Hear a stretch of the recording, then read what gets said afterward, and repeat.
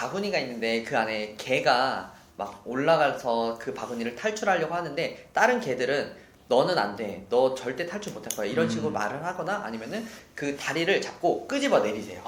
네. 저도 군대에서 그런 경우를 좀 많이 느꼈었거든요. 그래서 제가 제대한다고 했을 때 나가면은 더 힘들다. 요즘 사회가 얼마나 힘든지 아냐. 너 가서 그거 한다고 절대 안 될 거야. 저는 주변 사람들한테 월 1,000만 원 번다고 얘기를 항상 하고 다녔었거든요. 근데 절대 안 될 거야 라고 그런 식으로 많이 좀 가스라이팅들을 많이 하세요. 근데 제대하고 보니까 자, 여러분들 반갑습니다. 부비게이터입니다. 오늘은 우리 안하고 도현님을 인터뷰 영상 제가 촬영하려고 좀 모셨습니다. 자, 그러면 도현님 간단한 자기소개, 우리 또 시청자분들, 구독자분들 모를 수도 있으니까 자기소개 한번 부탁드리겠습니다. 네, 저는 지금 경매 투자를 하고 있고 그 다음에 다른 뭐 공간 임대업도 하면서 최근에 고시원을 매도를 하고 현재 백수가 된 이도현입니다. 반갑습니다. 뭐 기분 좋은 백수 아닌가요? 네, 기분 좋은 백수? 예, 되게 기분 좋은 백수인데. 그러면은 지금 도현님 방금 앞에 얘기해 주신 것처럼 되게 다양한 일을 많이 하셨는데 네. 부동산 경매도 하셨잖아요. 네. 그 부동산 경매 전에, 그러니까 본격적으로 투자하기 전에 어떤 일을 하셨어요?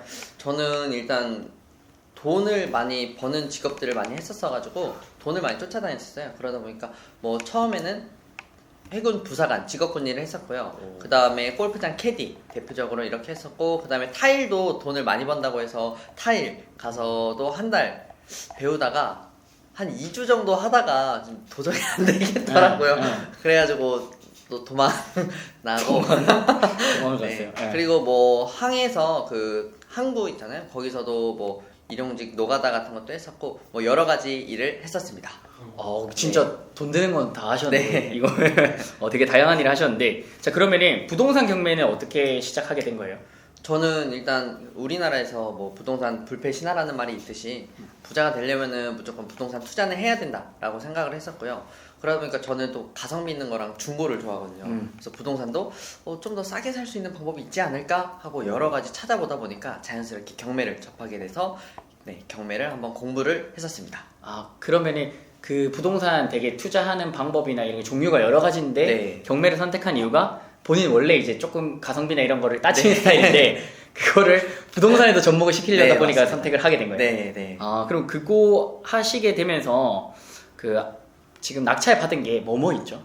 지금 이천에 아파트 하나 받았고요. 네. 그리고 최근에 또 하나 받았는데 이건 네. 경기도 화성에 있는 빌라 낙찰 받았습니다. 아파트 빌라 2개 하셨군요. 네. 그럼 그 아파트 경매는 얼마에 낙찰 받아서 뭐 세팅 어떻게 했고 뭐 매도를 했으면 매도 어떻게 했는지 네. 한번 좀 알려주실 수 있나요? 그거 같은 경우는 호가가 그 당시 한 7,500 정도 됐었고요. 이거는 소액으로 투자한 거고 제가 5,500에 낙찰을 받았습니다.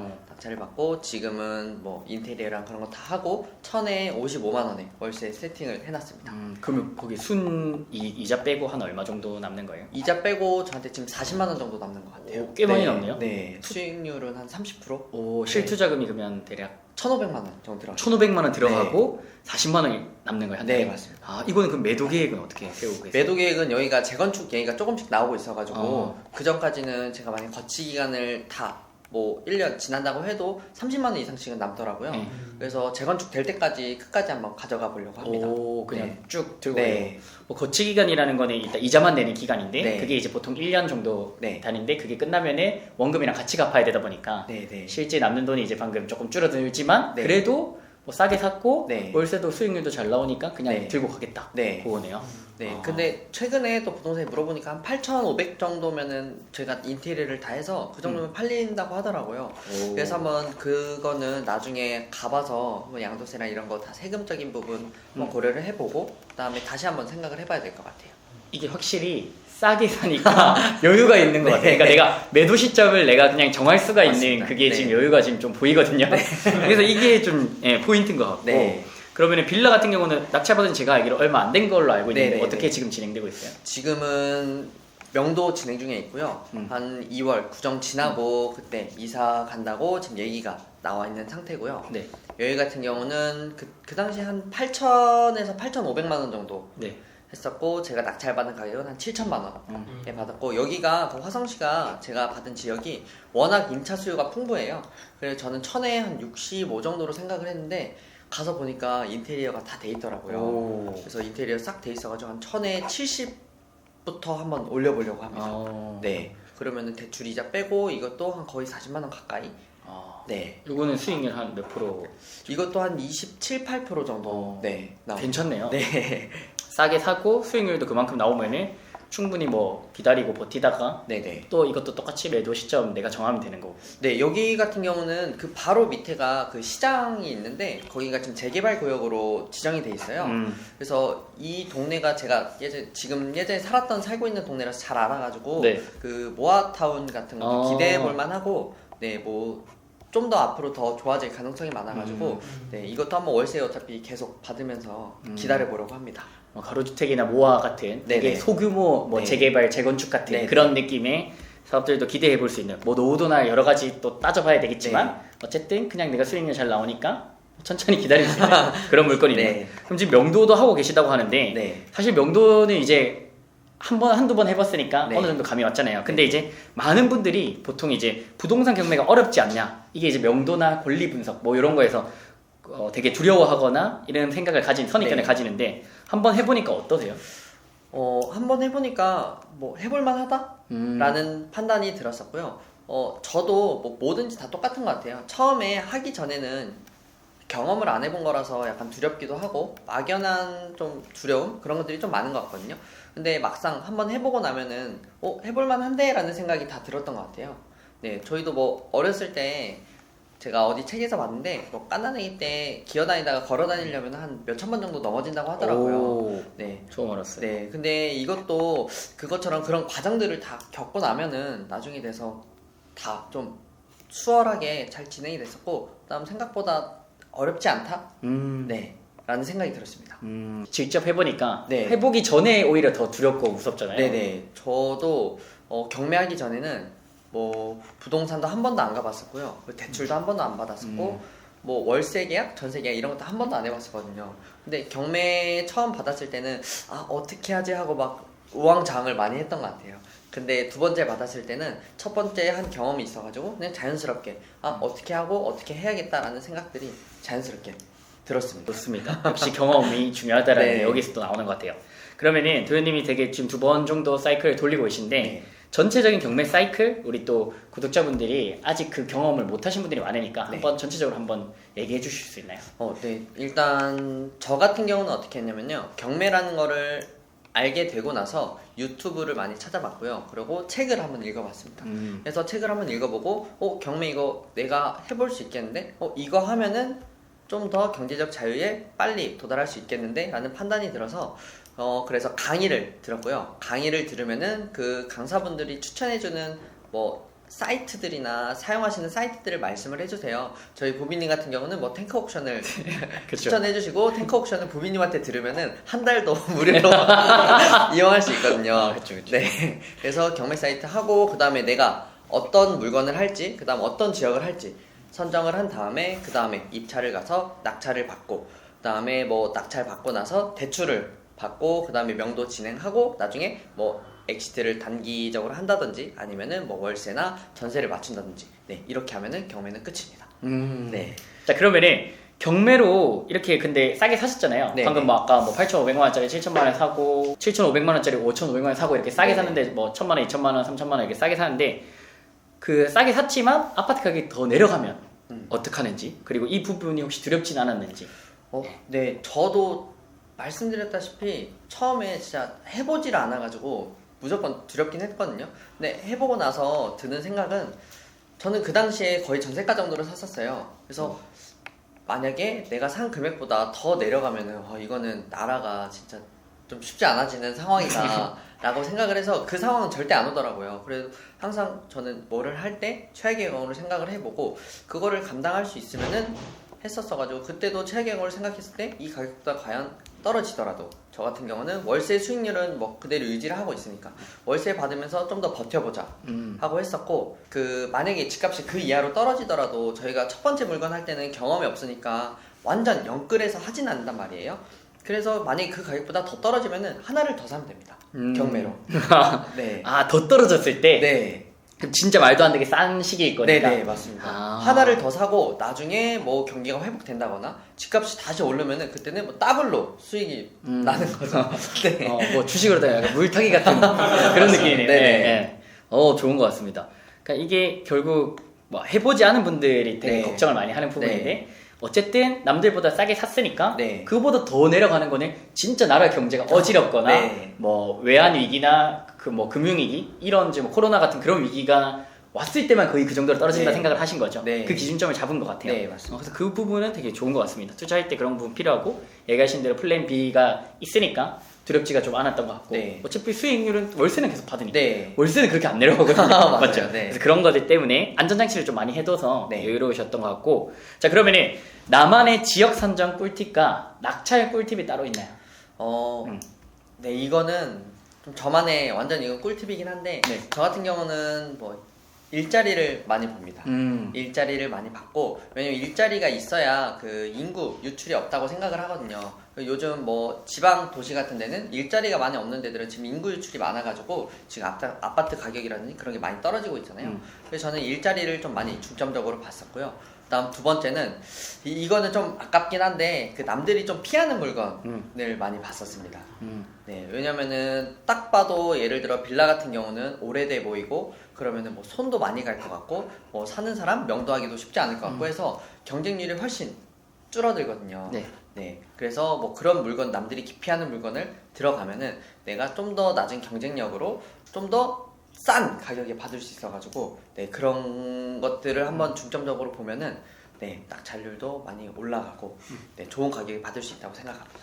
중요한 포인트. 네. 일자리 당연히 중요하고 네. 그래서 아까 전에 월세 수요가 풍부한 것들을 조금 잘 고른 네. 것 같고 네. 그 다음에 남들이 피하는 물건은 아파트에 똑같이 적용됐을 때 항상 얘기드리는 평형이 훨씬 큰 거거나 세대수가 좀 적거나 네. 거래량이 좀 적거나 그리고 외부 현관문을 봤을 때 수리가 굉장히 많이 필요하거나 관리비가 많이 체납이 돼 있거나 네. 그러면은 일반적으로 사람들이 그걸 꺼리거든요. 네. 그러면 사람들 수요가 적어진다라는 거는 가격은 더 비싸게 우리가 안전마진을 훨씬 남길 수가 있거든요. 경매에서의 수요가 없어지면. 네. 예. 그래서 그런 부분들을 포인트를 잡고 누님이 금액대가 적지만 2-3천만 원 싸게 사는 이유가 아마 그런 것 같아요. 네. 그래서 꿀팁을 알려주시기 되게 아까워하시는데요. 여러분들 잘 기억해 주세요. 그러니까 이런 것들입니다. 그래서 이런 것들을 캐치하고 여러분들이 가져가셔야 돼요. 자, 그리고 부동산 경매 공부하실 때는 얼마나 그러면 열심히 일했어요. 만약에 뭐 하루에 뭐 노가다 하시고 막 이런 거 한 네. 것처럼 하루 뭐 14시간을 일했다든지 공부했다든지 안 자고 뭐 공부했다 이런 게 있어요. 저 같은 경우는 경매 물건을 하루에 처음 시작할 때는 1000개 정도 봤었나? 네, 엄청 많이 봤던 것 같아요. 야, 거의 뭐 스마트 스토어 하시는 물건 네. 등록하시는 분들보다 네, 많이 했는데요. 진짜 많이 봤습니다. 근데 뭐 시간상으로 하면은 몇 시간? 한 10시, 주말 같은 경우는 한 10시간 넘게도 했던 것 같은데. 담 안 왜냐면은- 하셨어요? 담? 네? 담 안 하셨어요? 담은 안 하고 그냥 하다 보니까 재밌어가지고 네 처음에 매물을 다 보면서 내가 할 수 있는 것들을 리스트를 쫙 뽑고 네. 그 다음에 또 부동산에 하나둘씩 전화다 보면 시간도 금방 가거든요. 맞아요. 네. 그래가지고 그때 제가 손목이 너무 아파가지고 마우스를 바꾸긴 했습니다. 이게 손목 세워서 할 수 있는 터널 주는 손목 네, 터널 주는 네. 건 막 이런 거. 그래서 이게 세워서 할 수 있는 마우스로 하여튼 그렇게 좀 오. 많이 했었던 것 같습니다. 낙찰 하나 받기 전까지. 이번에 그 낙찰이 12월 말인가 받으셨죠? 네네 맞아요. 그때는 어느 정도로 하셨어요 그러면? 그때는 많이 안 봤어요. 왜냐면 경매를 하고 매물을 많이 보다 보면은 내가 들어갈 수 있는 물건이든지 아니면은 최저가나 아니면 감정가랑 최저가 그것만 봐도 수익률이 바로 좀 보이더라고요. 거기에 투입되는 시간이 많이 줄어들어가지고 내가 좀 더 가능성 있는 지역들 위주로만 보고 그다음에 괜찮은 가격 그런 것들만 보다 보니까 하루에 그냥 한 30분에서 1시간 정도 그 정도만 보고 그 중에 뭐 리스트 딱 또 뽑은 다음에 거기서 또 제가 아까 말씀드린 것처럼 남들이 기피할 물건 그런 것들 위주로만 들어가다 보니까 이번에는 엄청 오랜만에 법원에 갔는데 딱 낙찰이 됐어요. 오. 네, 한 반년 동안 안 갔던 것 같아요. 법원에. 오랜만에 가셨네. 네, 진짜 오랜만에 갔어요. 야, 이거 확실히 이게 지금 포인트를 잘 얘기해 준 게 제가 그래서 수강생분들한테도 항상 얘기 드리는 게 모의 입찰 많이 해보라는 이유가 이런 것 때문이거든요. 그러니까 이게 모의 입찰을 하고 안 하고 차이가 엄청 커요. 이 네. 감을 가져가는데. 그러니까 내가 딱 보면은 이건 입찰하면 안 되겠다라는 게 보이는 것들은 쉬운 것들. 네. 그런 것들은 사실 입찰해봐야 낙찰돼도 상처뿐인 낙찰이 될 수 있고 네. 크게 수익이 안 남을 수도 있거든요. 네. 그런 것들 빨리빨리 걸을 수가 있고 네. 그 내가 지역을 만약에 하나 특정해서 보거나 시세를 특정해서 보면 그게 그냥 보면 딱 보이거든요. 네. 이게 지금 감정가를 봤을 때 이거를 지금 서치를 해도 되는지 안 되는지 네. 그런 것들까지 시간이 아껴지니까 네. 처음에 들였던 시간 대비 지금 거의 엄청나게 시간이 절약된 거죠. 네, 맞아요. 예, 그런 포인트가 있었던 것 같고 부동산 경매 초기 자금 그러면은 최소 얼마로 시작이 가능할지. 만약에 아파트를 한다 하면은 뭐 한 2, 3천만 원 정도? 네, 그 정도로도 가능할 것 같고요. 그다음에 뭐 경매가 아파트 말고도 투자할 수 있는 게 엄청 많아요. 그래서 저는 한 1,500만 원? 1,000만 원에 1,500만 원? 그 정도만 있어도 할 수 있다고 생각합니다. 생각보다 그렇게 많은 돈이 들어가지는 않는 것 같아요. 네. 생각보다 그렇게 많이 돈이 들어가지 않는다. 네. 대신에 이제 금액이 조금 작아지면 리스크는 조금 더 있긴 하겠죠. 네, 그래서 그런 맞아요. 거를 좀 잘 공부를 해야 네. 되는 거는 있겠죠, 맞죠? 네. 도현님이 그 직업군인 출신이었잖아요. 네, 맞아요. 아니, 그때 그러면은 어떤 보직에 있었고 뭐 얼마나 복무하셨고 뭐 이런 네. 것들 그리고 그게 경매에 좀 도움 됐는지 네. 얘기를 좀 해주실 네. 수 있을까요? 군 생활은 뭐 다시 생각하고 싶지는 않긴 한데. 아픈 기억을 네, 모든 남자들은 다 똑같은 것 고통, 같아요. 네. 고통이죠. 네. 저 같은 경우는 해군에 있었고요. 오. 해군에 있어서 그 배 엔진을 수리를 하는 직별에 있었습니다. 그래서 뭐 파병도 갔다 왔었고요. 네, 출동도 다니면서 그런 일들을 했었고요. 기간 복무 기간은 어느 정도 있었는지. 복무 기간은 의무 복무 기간 4년 정도 근무를 하다가 바로 칼 제대했습니다. 그게 4년이라는 거는 그 직업군인 그냥 그거랑 똑같은 부사관 뭐 네, 이런 맞아요. 건가요? 부사관. 아. 네, 부사관으로 4년인가 4년 6개월 하고 네. 바로 칼 제대 아, 하고. 그때 월급이 얼마였죠? 제가 이거를 처음에 초봉 얼마 받았는지 최근에 그 동기한테 물어봤어요. 네. 저희가 봉급으로 한 115만 원인가 네? 받았더라고요. 115만 원. 네, 처음에 심한 거 아니에요? 저도 보고 깜짝 놀랐습니다. 네. 그때. 그리고 제대하기 전에는 제가 한 달에 한 200만 원 그 초반? 아, 그것도 그렇게 많지 않았네요. 네, 맞아요. 그래도 4년 정도 근무를 한 건데 네. 200만 원 초반이면 근데 해군 같은 경우는 배 타면 수당이 또 나오거든요. 네. 그래서 다른 뭐 직군보다는 좀 더 많이 받을 수 있긴 한데 그렇게 큰 차이는 없습니다. 아, 네, 그래요? 한 200만 원 생각보다. 중반까지를 받을 수 있었던 것 같아요. 그럼 이때 돈은 얼마나 모았는지 물어봐도 돼요? 제가 제대할 때 생각하면서. 한 5천만 원 정도? 그래도 네. 꽤 모았네요. 네. 이 정도 월급에 5천만 원이면 역시 군인 정신 남다르네요. 네. 저는 또 해군. 가성비. 군대에서도 가성비를. 군대에서도 대단한데요. 좋습니다. 네. 그래서 이게 그러면은 좀 어때요? 부동산 경매할 때 도움이 좀 된 것 같아요? 네. 좀 도움이 여러 가지로 많이 됐었죠. 뭐 일반 남성분들 같은 경우는 다들 공감을 할 텐데 군대에서 군 생활을 하다 보면은 여러 유형의 사람들을 많이 만나잖아요. 그래서 와, 이런 친구도 살아가는구나. 혹은 와, 이런 친구가 세상에 존재하는구나. 천에서만 보던 유형인데 이런 사람들도 있구나. 여러 가지 사람의 유형을 미리 경험을 하다 보니까 명도를 할 때 진짜 다양한 사람들이 많이 나오거든요. 보통적으로 일반적인 삶을 산다면은 마주치지 않아도 될 사람들을 많이 만나기도 하고요. 현실을 네. 잘 얘기를 해주세요. 그러는데 군대에서 한번 경험을 하니까 좀 더 당황하지 않고 좀 이 친구를 대할 때는 이런 식으로 대화 화법을 가져갔었지. 뭐 이런 사람을 대할 때는 뭐 내가 약간 좀 겁을 준다거나 좀 화를 내면서 그런 분위기를 가져갔을 때 대화가 좀 더 수월하게 잘 됐었다. 이런 경험들이 많이 좀 남았던 것 같아요. 그러면 군대에서. 명도에서의 도움이 좀 많이 된 네. 거네요. 다른 것보다. 네네. 좋습니다. 자, 그러고 나서 도현님 아까 되게 다양한 공간 임대도 하고 그 다음에 그거를 발전시켜서 고시원을 네. 운영하셨다고 했는데 네. 갑자기 고시원을 어떻게 운영을 하게 되신 거예요? 고시원은 제가 원래 고시원을 해야겠다라는 네. 그런 목표는 없었는데 네. 처음에 제가 투자한 게 그 월세다 보니까 월 현금 흐름이 생각보다 좋더라고요. 네, 근데 그래서 현금 흐름을 할 수 있는 사업들을 많이 찾다 보니까 또 부비님이 저한테 또 좋은 아이템을 알려주셔가지고 제가 또 그거를 하다가 현금 흐름이 그것도 좋더라고요. 그 공간 임대하는 것들.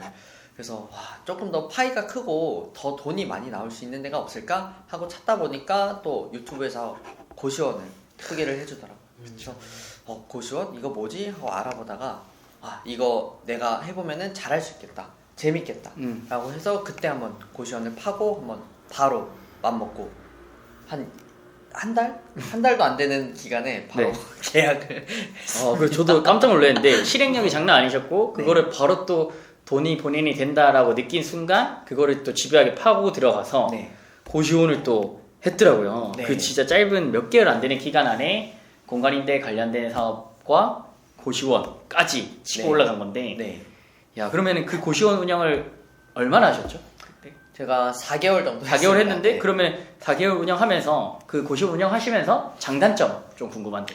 네. 고시원 같은 경우는 장점도 엄청 세고요. 단점도 엄청 센데 장점 같은 경우 먼저 말씀드리자면은 일단 월 현금 흐름이 엄청 좋습니다. 생각보다. 계속 통장에 하루에도 한 몇 번씩 돈이 들어오고요. 그리고 또 내가 일을 많이 하지 않아도 돈이 좀 자동적으로 들어오는 그런 오토 운영이 가능하다?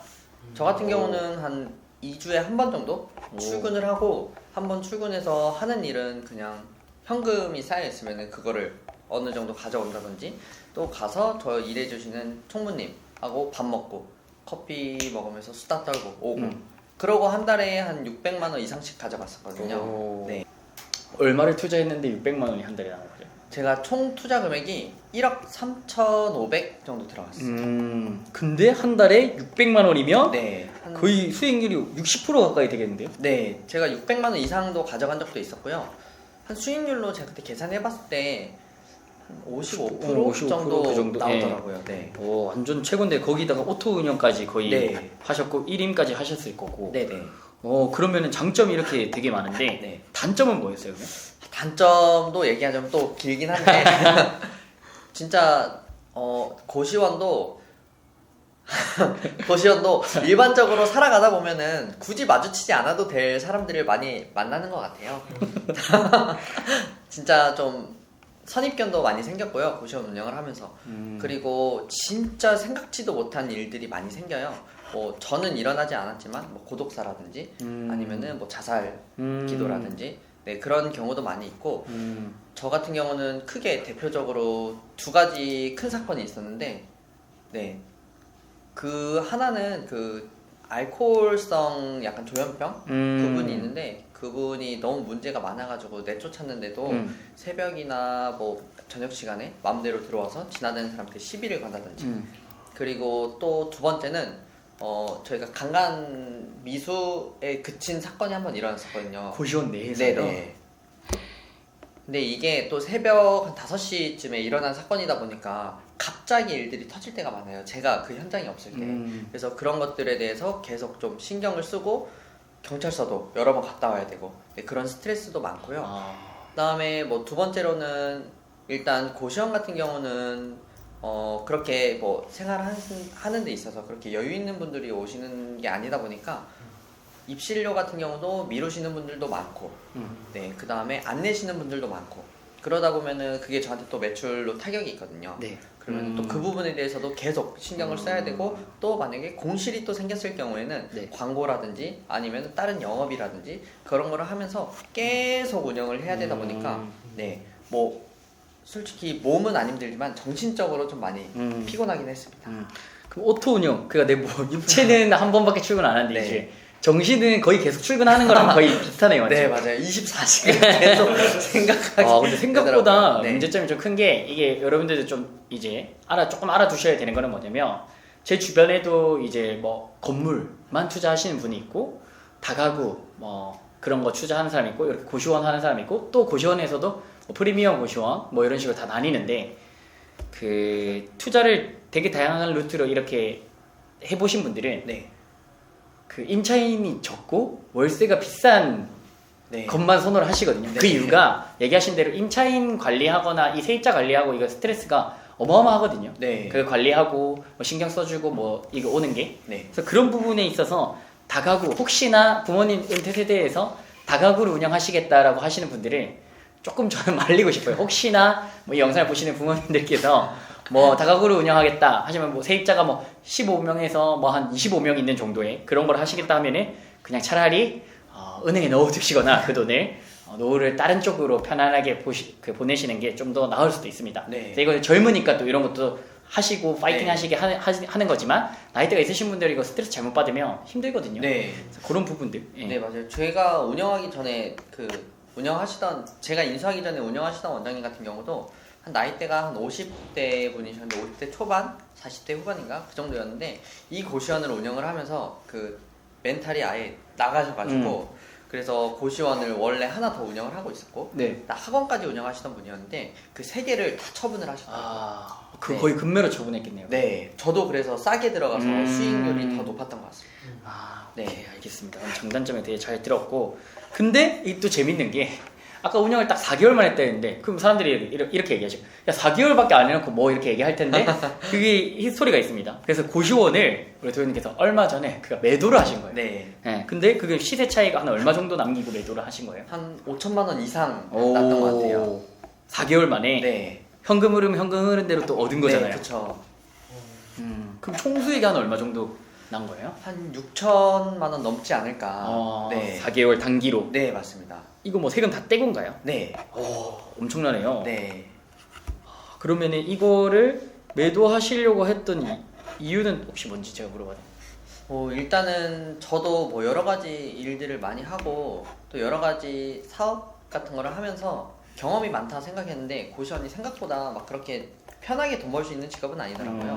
그래서 뭐 밥 먹을 때도 전 여자친구랑 밥 먹을 때 고시원을 매도하고 나서 알았는데 핸드폰을 안 하면서 밥 먹은 게 엄청 오랜만이라고 하더라고요. 아 진짜요? 네, 여자친구가. 아 단둘이 얘기하면서 밥 먹은 게 엄청 오랜만이다라고 하더라고요. 그만큼 좀 신경도 많이 써야 됐고 또 그러다 보니까 그런 일들이 계속 쌓이고 쌓여서 한번 얼마면은 내가 팔 수 있을까 하고 물어보니까 그 당시 제가 좀 시기가 좋았던 것 같아요. 근데 권리금을 거의 한 2배 이상 받을 수 있더라고요. 오. 그래서 제가 한번 권리금 2배 이상 받고 한번 팔아야겠다 해서 팔기도 했고 또 고시원을 운영을 하면서 좀 몸이 많이 편하다 보니까 제 존재가 자꾸 죽어가는 느낌이었어요. 그래서 저는 제가 좋아하는 말인데 보보시도량이라는 말이 있는데 네. 이게 뭐냐면 사람이 늙어 죽는 게 아니라 배움을 멈추는 순간 죽는다라는 말이 있어요. 너무 좋은데요? 그래서 저는 좀 더 아직 젊고 뭔가를 더 하고 싶고 그러니까 고시원을 팔고 좀 더 바쁘게 내가 좀 더 열심히 뭔가를 할 수 있는 한번 일을 해봐야겠다 하고 그런 판단이 들어서 팔았습니다. 네. 너무 멋있습니다. 좋습니다. 이게 도현님이 제가 처음 본 게 거의 이제 2년 정도 됐는데 되게 이렇게 잘 성장한 것 같아서 기분이 되게 좋네요. 자, 그러면은 지금 이거 뭐 권리금을 받는 게 네. 뭐 아무나 이렇게 갑자기 짧은 기간에 네. 받을 수가 없잖아요. 그러면 도현님만의 고시원 수익률을 높였던 꿀팁 같은 게 좀 있나요? 네, 그쵸. 저 같은 경우는 뭐 이거는 제 자랑 한번 하자면은 부동산에서 얘기한 수익이 거의 한 400만 원 정도였어요. 월세가? 네, 월 순수익이. 예. 근데 저는 한 600만 원 이상까지도 올렸었거든요. 200을 넘게 받은 건데. 네. 그 꿀팁 궁금한데요, 이거. 그래서 이거 같은 경우는 뭐 인테리어 방향성을 처음에 잘 잡으셔야 돼요. 예를 들어서 고시원 운영하시는 분들 같은 경우는 1, 2만 원에 연연해 하시는 분들이 많아요. 그래가지고 뭐 만약에 35만 원인데 내가 34만 원에 해주면 들어올게 하면은 그 1만 원 아까워가지고 나는 싫어 그럼 너 다른 데 가라고 하시는 분들이 많거든요. 근데 저 같은 경우는 그 시장을 한번 조사를 해보고 좀 더 싸게 공실을 없이 운영을 할 수 있게 방향성을 잡아서 남들보다 한 더 2, 3만 원 싸게 해서 계속 만실 운영을 했었습니다. 만실 운영을 하고 그 다음에 또 인테리어를 좀 하면은 한 1, 2만 원 더 높게 받을 수 있거든요. 네. 네, 그런 부분에서도 더 좀 많이 수익을 많이 냈었었고요. 네, 그렇게 하다 보니까 또 그 단기로도 또 하루 이틀 정도 더 비싸게 받을 수가 있어요. 저희 고시원 같은 경우는 한 달에 한 22만 원 정도 했었는데 하루 지내는 데는 2만 원이었어요. 그래서 일주일이면 14만 원인데 그 일주일을 받고 그 다음에 한 달 입실자를 받으면은 그 달의 수익이 네, 36만 원이 되거든요. 짧게 돌리면 네. 그 수익이 커지는 거네요. 네네. 그런 식으로도 많이 했었습니다. 네. 그러다 보니까 한 달에 한 700만 원까지도 수익이 났었을 때도 있고요. 그 구조를 일부러 그렇게 짜신 거예요? 네, 저는 그렇게 다 짰었습니다. 그리고 아까 이제 중간에 가볍게 넘어갔지만 제가 알기로는 도현님은 인테리어도 되게 잘 셀프 같은 걸로 잘 하는 걸로 알고 있는데 그런 네. 건 또 한번 얘기해 주시죠. 네. 고시원 같은 경우는 거기가 한 100평이었는데 한 인테리어 비용이 한 1,500만 원 정도? 밖에 안 들어간 것 같아요. 일단은 뭐 인테리어 같은 경우 하려면은 반셀프? 직영으로 저는 많이 돌렸었거든요. 인테리어 업자를 끼게 되면은 인테리어 업자의 마진이 따로 빠지기 때문에 인테리어 비용은 자연스럽게 좀 올라갈 수밖에 없거든요. 그래서 저 같은 경우는 다 직영으로 제가 뭐 시공하는데도 선정을 했었고 견적도 제가 다 보고 그 다음에 시공 일정도 제가 다 그렇게 짜면서 좀 더 그쪽에서 돈을 많이 아꼈었고요. 그 다음에 좀 참고를 많이 해야 돼요. 여러 가지 인테리어를 보면서 예를 들어 벽 같은 경우는 방문 같은 경우는 시트질을 하든지 아니면은 페인트를 하든지 이런 경우가 있거든요. 근데 보통 사람들은 거의 다 시트질을 하는 거를 많이 선택을 하세요. 근데 페인트로 하면은 훨씬 한 2분의 1 반값 정도 되는 가격으로 할 수 있거든요.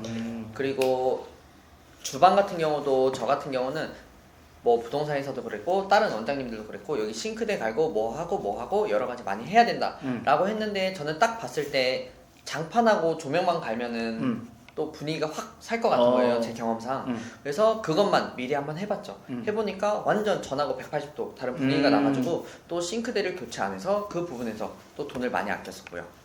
네, 그 다음에 제가 할 수 있는 부분은 최대한 했었습니다. 뭐 예를 들어서 도배 같은 경우도 쿠팡에서 그 풀 도배지를 사면은 또 셀프로 이렇게 싹 붙일 수 있거든요.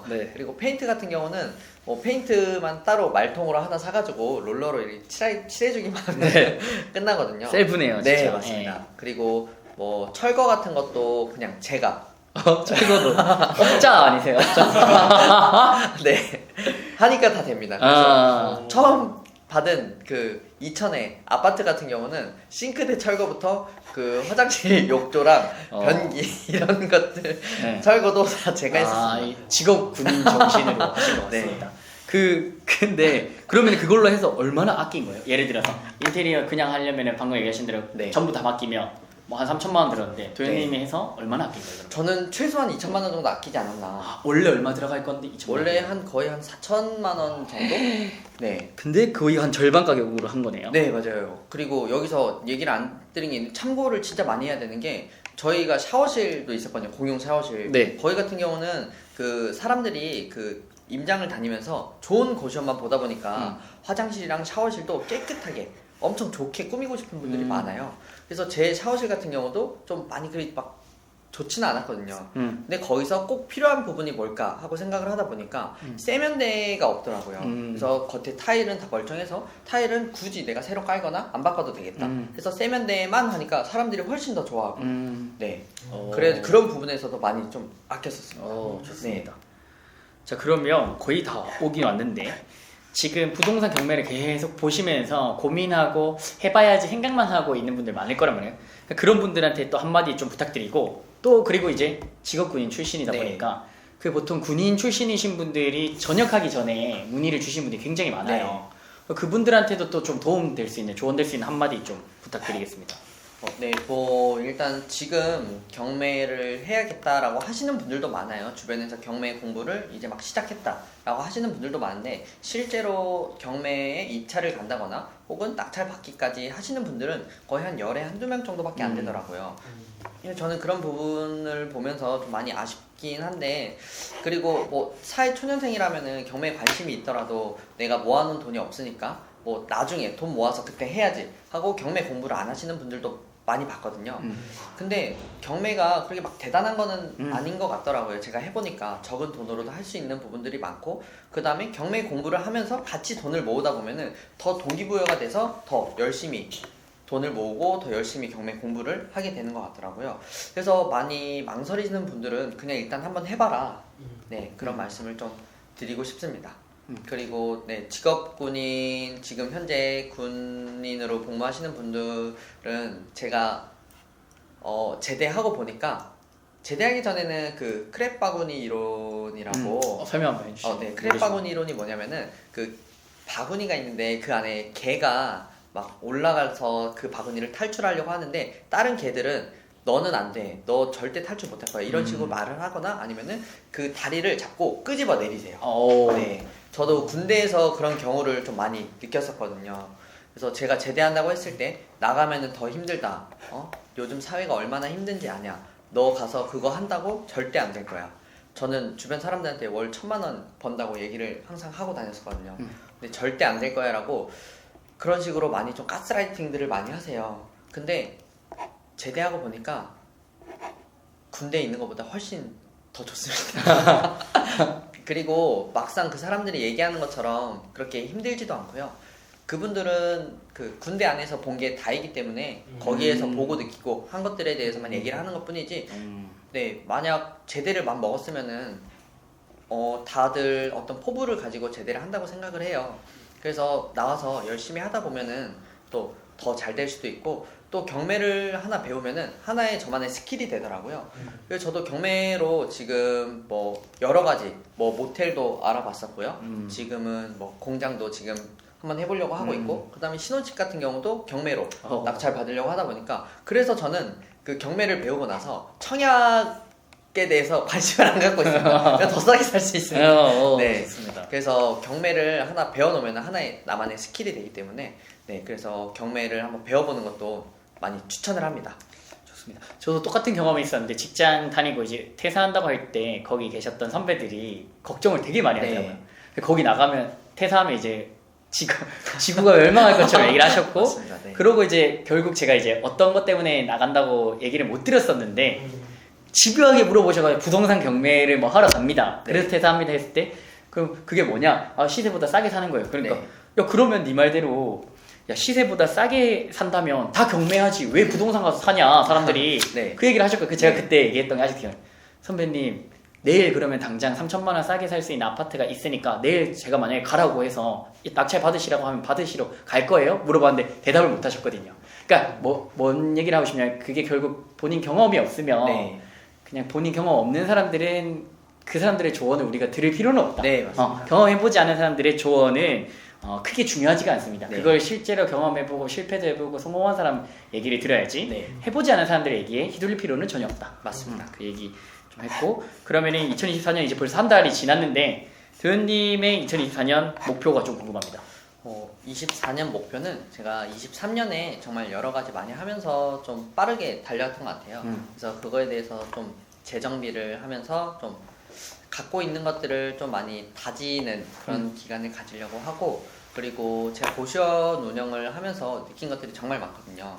그래서 요즘 고시원 강의 같은 경우 뭐 한 적게는 100만 원부터 많게는 1,000만 원까지 정말 비싸거든요. 그래서 저는 그거를 좀 가성비 있게 한번 전자책으로 써가지고, 전자책? 네. 오, 좋네요. 읽을게요. 네. 써가지고 그 제 노하우들을 다 담아서 또 필요하신 분들한테도 네, 많이들 싸게 좀 그런 것도 한번 해보려고 생각하고 있습니다. 네. 그리고 봉사활동 같은 것도 자주 하세요. 맞죠? 네, 맞아요. 봉사활동 뭐 하셨죠? 제가 뭐 하시죠? 작년에 그 12월에 제가 작년 한 해가 좀 잘 된 것 같기도 해서 이 행복을 좀 나누자 해서 유기견 보호센터에 사료도 한 기부하고 왔고요. 그다음 보육원에도 과자랑 음료수 이야. 같은 것도 많이 사가지고 기부를 하고 왔습니다. 아, 그리고, 멋있습니다. 네, 유기견 보호소에도 주기적으로 가서 맞아, 주기적으로 가는 네. 거죠? 여자친구분하고? 네, 맞아요. 아, 여러분들 이렇게 마음씨가 아름다운 청년 같이 갑시다. 네, 안 그래도 저희 이제 구독자분들하고 그런 이벤트에서 네. 자원봉사 같은 거 이제 봉사활동도 네. 하려고 하거든요. 네. 그래서 도현님 그럼 꼭 와주세요. 네, 저 무조건 네, 같이 가시죠. 네, 좋습니다. 네. 그러면은 오늘 뭐 긴 시간 동안 우리 도현님의 또 스토리, 또 2달 전쯤에 봤던 때랑은 또 완전 또 다르게 매도까지 완료를 하시고 또 새로운 스토리를 좀 알려주셨는데 네. 감사합니다. 우리 이제 막 경매 그리고 부동산을 공부하는 분들에게 많은 자극과 동기부여가 됐으리라 생각을 하고요. 부비게이터 영상 항상 여러분들의 좋아요와 구독 많이 부탁드리겠습니다. 예, 감사합니다. 오늘 영상 여기서 마무리하고요. 다음에 또 뵙도록 하겠습니다. 감사합니다. 감사합니다.